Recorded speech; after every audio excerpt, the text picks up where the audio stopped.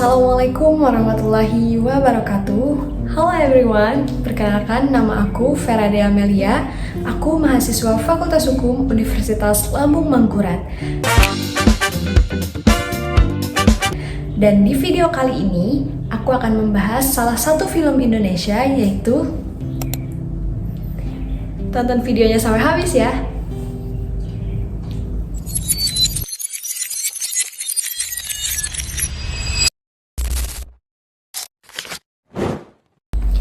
Nah kawan-kawan, seperti yang kita ketahui bahwa sistem politik di Indonesia pada saat ini banyak mengalami dinamika dan problematika yang bertentangan dengan hukum di negara kita. Salah satunya adalah pemilu pada tahun 2024 yang dilaksanakan secara serentak di seluruh Indonesia, di mana terdapat dugaan penyalahgunaan kekuasaan dan kecurangan, khususnya isu oligarki dan nepotisme yang terjadi pada pemilu di Indonesia.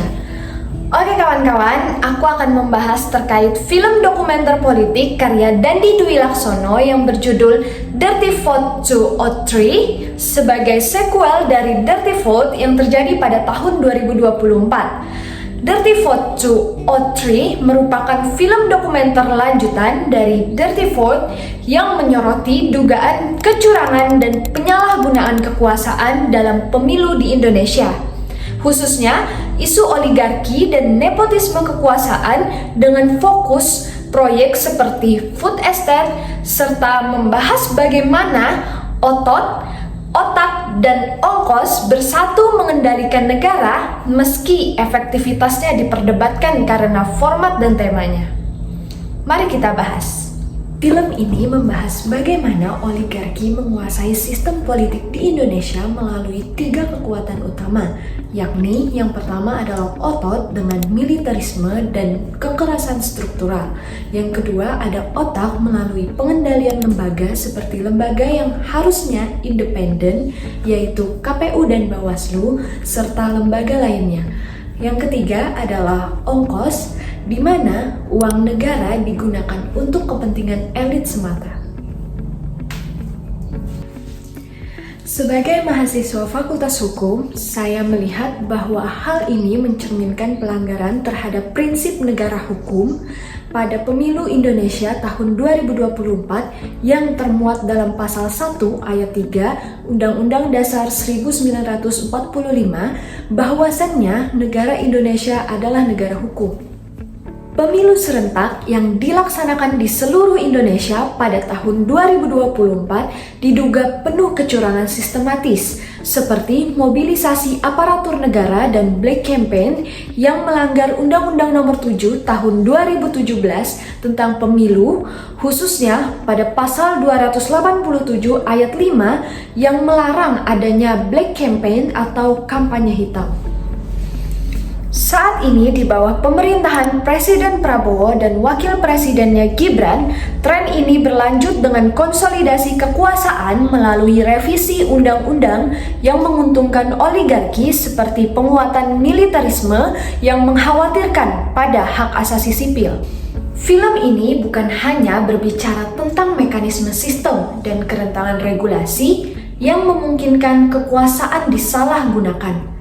Pertama, film Dirty Vote 2 or 3 menggambarkan bagaimana pejabat publik terutama di tingkat pusat dapat menggunakan kewenangan eksekutif untuk mempengaruhi jalannya pemilu, termasuk penempatan orang-orang tertentu pada jabatan yang strategis, penggunaan anggaran negara untuk kepentingan politik, hingga intervensi terhadap proses pemerintahan yang seharusnya netral. Yang kedua, film ini menyoroti bagaimana ASN atau aparatur sipil negara, perangkat desa, bahkan aparat keamanan bisa ditarik dalam kepentingan kontestasi politik, di mana hal ini melanggar asas netralitas ASN sebagaimana yang diatur dalam Undang-Undang Nomor 5 Tahun 2014. Ketika birokrasi tidak netral, maka pemilu akan kehilangan fairness. Film ini juga menunjukkan bagaimana kepentingan politik terhubung kuat dengan kepentingan ekonomi. terdapat pola hubungan antara elit politik dan pebisnis besar yang dapat mempengaruhi kebijakan publik, perizinan, bahkan proses hukum. Kondisi inilah yang menciptakan kartel kekuasaan di mana kepentingan segelintir orang lebih dominan daripada kepentingan rakyat. Terakhir, film ini juga menyoroti bagaimana intervensi politik terhadap suatu lembaga. Lembaga strategis seperti KPK, Polri, Kejaksaan, bahkan Mahkamah Konstitusi dapat menjadi sasaran tekanan politik. Ketika lembaga-lembaga yang seharusnya independen menjadi alat kekuasaan, maka prinsip rule of law berubah menjadi rule by power. Dalam perspektif hukum tata negara, isu utama yang muncul adalah pelemahan check and balances, di mana secara teori kekuasaan eksekutif, legislatif, dan yudikatif harusnya saling mengawasi.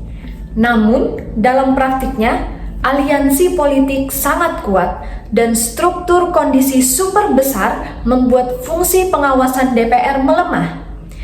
Kita juga melihat sejumlah revisi undang-undang yang terkesan dipaksakan dan dalam waktu yang singkat, seperti Undang-Undang KPK, Undang-Undang IKN, dan kebijakan-kebijakan lainnya, yang dimana hal ini menunjukkan bagaimana proses legislasi rentan didominasi kepentingan politik dalam jangka waktu yang pendek. Selain itu, dalam perspektif hukum administrasi negara, ada persoalan serius mengenai diskresi yang tidak sesuai dengan asas-asas umum pemerintahan yang baik atau AUPB atau yang disebut dengan prinsip good governance. Misalnya, aparat daerah, fasilitas negara, ataupun kebijakan anggaran yang diarahkan untuk kepentingan politik tertentu. Ini bertentangan dengan asas netralitas, proporsionalitas, dan asas tidak menyalahgunakan kewenangan. Dalam film Dirty Vote 2 or 3 menegaskan bahwa demokrasi prosedural di Indonesia berada dalam kondisi yang rapuh. Secara formil, pemilu tetap berjalan, namun secara substantif, fairness dan equality belum sepenuhnya terwujud. Ketika proses berkuasa lebih penting daripada tujuan bernegara, maka demokrasi akan kehilangan makna. Baiklah, mari kita bahas analisis ke depan bagaimana dampak kondisi ini menuju Indonesia Emas tahun 2045. Proyeksi 20 tahun ke depan menuju Indonesia Emas tahun 2045 berpotensi mengarah pada otoritarisme hybrid jika pola oligarki ini tidak direformasi, di mana parlemen dan lembaga penyelenggara pemilu semakin tunduk pada elit yang merusak demokrasi konstitusional sebagaimana diamanatkan dalam pasal 22E Undang-Undang Dasar 1945 tentang kedaulatan rakyat di pemilu langsung. Dampaknya termasuk erosi independensi Bawaslu dan Mahkamah Konstitusi, potensi manipulasi pemilu pada tahun 2029, serta marginalisasi masyarakat sipil yang kritis, mirip-mirip dengan kasus pelaporan aktor Dirty Vote ke polisi atas tuduhan fitnah, padahal kritik semacam ini justru dilindungi oleh pasal 28E ayat 3 Undang-Undang Dasar 1945 dan Undang-Undang Nomor 39 Tahun 1999 tentang Hak Asasi Manusia. Secara hukum, hal ini mengancam cita-cita Indonesia Emas dengan oligopoli politik yang menghambat redistribusi kekayaan dan keadilan sosial sebagaimana diperingatkan dalam film ini melalui strategi O3, yaitu otot, otak, dan ongkos. Jika praktik-praktik dalam film Dirty Vote 2 dibiarkan berlanjut, maka ada beberapa resiko besar. Pertama, demokrasi terkonsolidasi secara negatif. Bukan demokrasi yang kuat, tetapi oligarki yang kuat. negara bisa dikuasai oleh kelompok kecil yang menguasai politik dan ekonomi. Yang kedua, rule of law melemah. Penegakan hukum akan semakin berbasis kepentingan, bukan keadilan.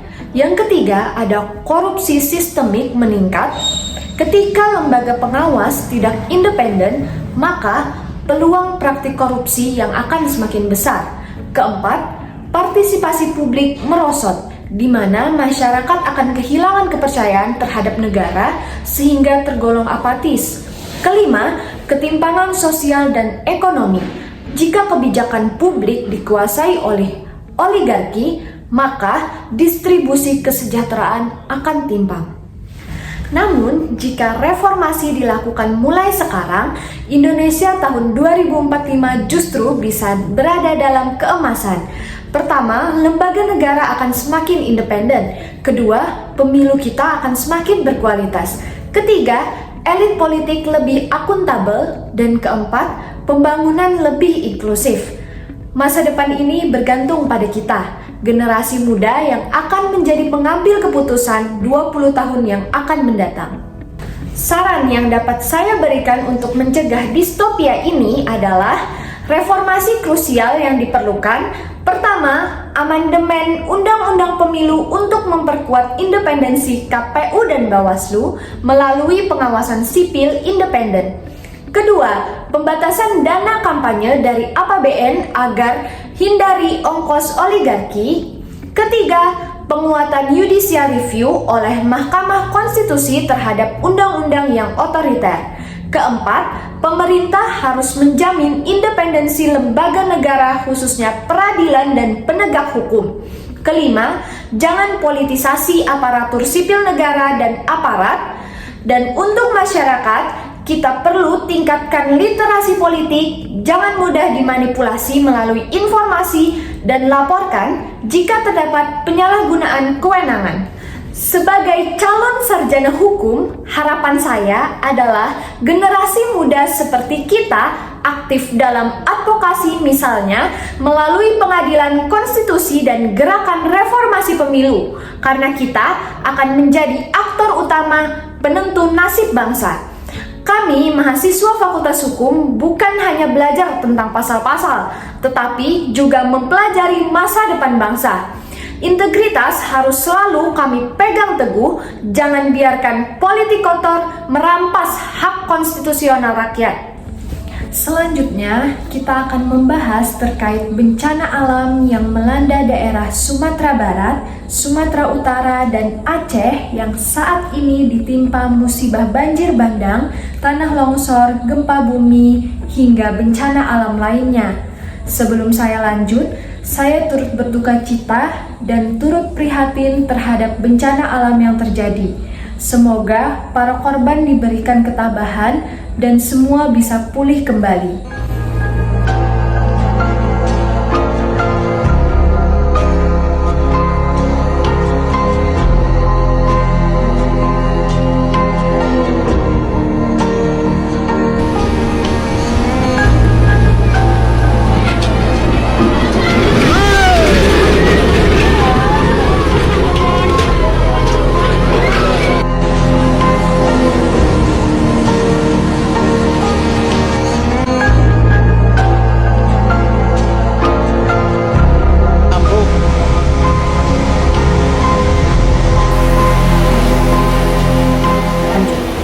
Sebagai mahasiswa Fakultas Hukum, saya perlu melihat dari dua sudut pandang, yakni bencana alam yang sesungguhnya dan dari segi hukum lingkungan. Melihat video tadi, apakah ini murni bencana alam?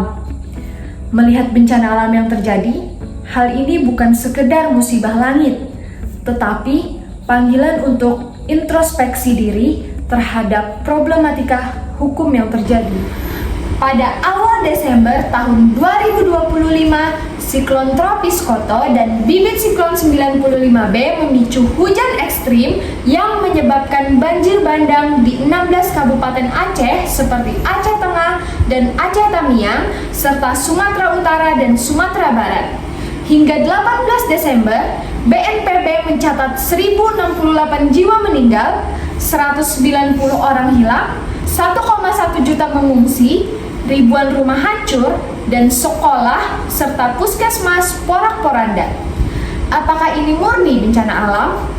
Atau ulah manusia yang congkak, yang semena-mena? Mari kita bedah secara kritis dengan fakta. Fakta pertama, pemicu alam yang tak terbantahkan. Monsun barat laut diperkuat oleh siklon tropis menghasilkan curah hujan hingga 500 mm per hari, melebihi kapasitas sungai di dataran rendah Sumatera. Topografi pegunungan Aceh memicu longsor seperti di Takengon dan Bener Meriah. Relief Web melaporkan bahwa kerusakan infrastruktur mencapai 5 triliun dan akses jalan terputus, serta 2 juta orang terdampak secara keseluruhan. Ini mirip tsunami Aceh tahun 2004, tapi kali ini banjir flash flood lebih dominan. Namun pertanyaannya, mengapa intensitas begitu dahsyat di era perubahan iklim? Jawabannya adalah bukan hanya alam.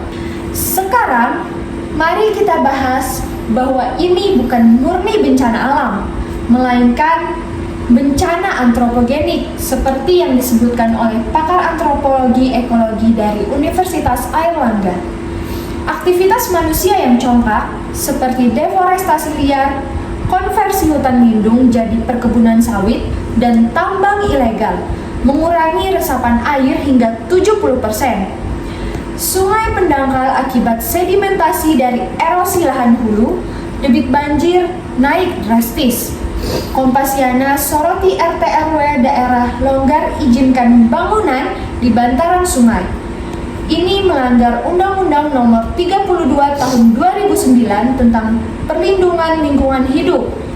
Kasus banjir pada tahun 2019 berulang karena tak ada sanksi pidana KUHP pasal 406 bagi pelaku. Korupsi perizinan AMDAL memungkinkan korporasi semena-mena eksploitasi. Bukan bodoh, tapi kegagalan sistemik pemerintah pusat hingga daerah dalam pengawasan BNPB serta BPBD merupakan fakta yang tertutup hingga sekarang. Dan hingga saat ini ditemukan fakta bahwa tutupan hutan Sumatera turun 20% sejak 2010 dan langsung dikaitkan dengan frekuensi banjir pada saat ini. Dari lensa hukum lingkungan, ini merupakan pelanggaran konstitusional. Pada pasal 33 Undang-Undang Dasar 1945, mandat pengelolaan sumber daya alam untuk kesejahteraan rakyat, tapi realitas sebaliknya, pemerintah lalai menegakkan RT/RW dan moratorium lahan rawa seperti di Aceh pos tsunami yang gagal restorasi mangrove. Kritik saya terhadap hal ini adalah lemahnya judicial review MK terhadap regulasi daerah plus impunitas pelaku illegal logging. Bandingkan dengan Filipina yang sanksinya berat pasca Typhoon Haiyan, kita masih bergantung pada reaktif bukan preventif.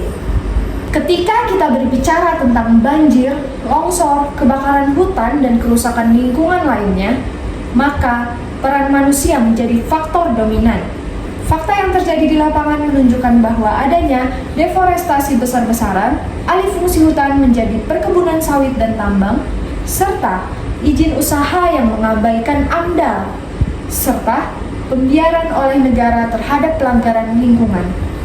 Akibatnya, hutan kehilangan fungsi serapan air, tanah menjadi labil, sungai dangkal dan meluap, banjir dan longsor menjadi bencana alam rutin tahunan. Maka, secara hukum, ini bukan lagi bencana alam, melainkan bencana akibat keserakahan dan kebijakan yang keliru. Dalam perspektif hukum lingkungan, ada tanggung jawab negara dan korporasi. Dalam Undang-Undang Nomor 32 Tahun 2009 tentang Perlindungan dan Pengelolaan Lingkungan Hidup ditegaskan bahwa negara wajib melindungi lingkungan. Setiap orang dan badan usaha bertanggung jawab atas kerusakan lingkungan dan ada prinsip strict liability bagi pelaku perusakan lingkungan. Namun, realitanya banyak perusahaan tetap beroperasi meski merusak lingkungan, yaitu penegakan hukum sering tumpul ke atas dan tajam ke bawah.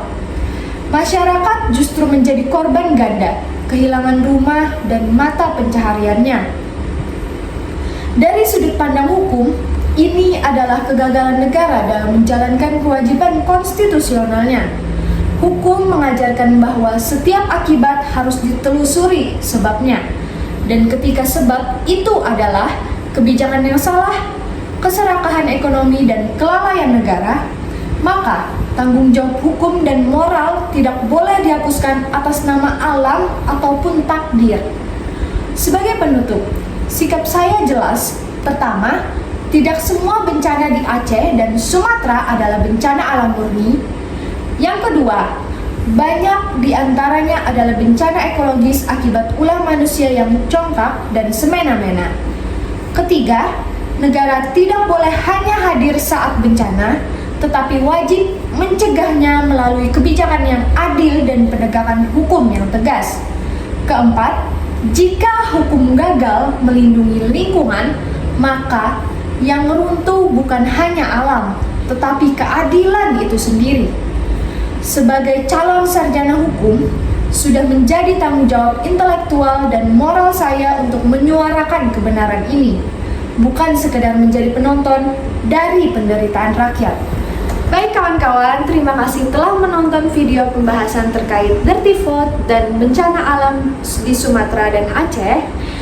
Mungkin itu saja pandangan dari saya, dan saya mengakui bahwa terjadi banyak kekurangan dalam pembuatan video ini. Saya ucapkan terima kasih karena telah menonton video ini. Wassalamualaikum warahmatullahi wabarakatuh. Bye-bye.